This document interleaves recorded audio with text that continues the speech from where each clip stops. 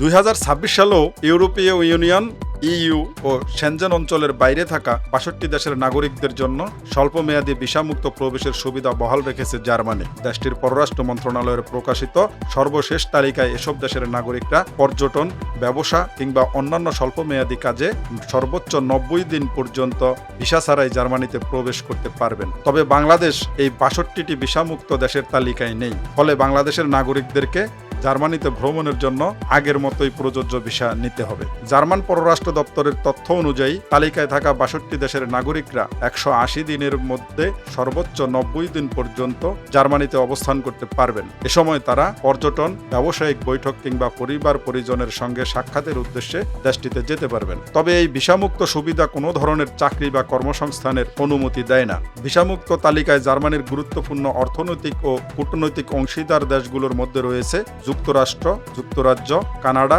Australia, Japan, দক্ষিণ Korea, New Zealand এবং Israel. Visa ছাড়াই জার্মানিতে প্রবেশের জন্য যোগ্য দেশগুলোর মধ্যে রয়েছে আলবেনিয়া, অ্যান্ডোরা, অ্যান্টিগুয়া ও Barbuda, Argentina, Australia, Bahamas, Barbados, Bosnia ও Herzegovina, Brazil, Brunei, Canada, Chile, Colombia, Costa Rica, Dominica, El Salvador, Georgia, Grenada, Guatemala, Honduras, Hong Kong, Israel, Japan, Kiribati, Kosovo, Macau, Malaysia, Marshall দ্বীপপুঞ্জ, Mauritius, Mexico, Micronesia, Moldova, Monaco, Montenegro, New Zealand, উত্তর Macedonia, Nicaragua, Palau, Panama, Paraguay, Peru, Saint Kitts ও Nevis, Saint Lucia, Saint Vincent ও Grenadines, Samoa, San Marino, Serbia, Seychelles, Singapore. এছাড়াও Solomon দ্বীপপুঞ্জ, দক্ষিণ Korea, Taiwan, Timor Leste, Tonga, Trinidad ও Tobago, Tuvalu, Ukraine, সংযুক্ত আরব আমিরাত, যুক্তরাষ্ট্র, উরুগুয়ে, ভানুয়াতু, ভ্যাটিকান সিটি,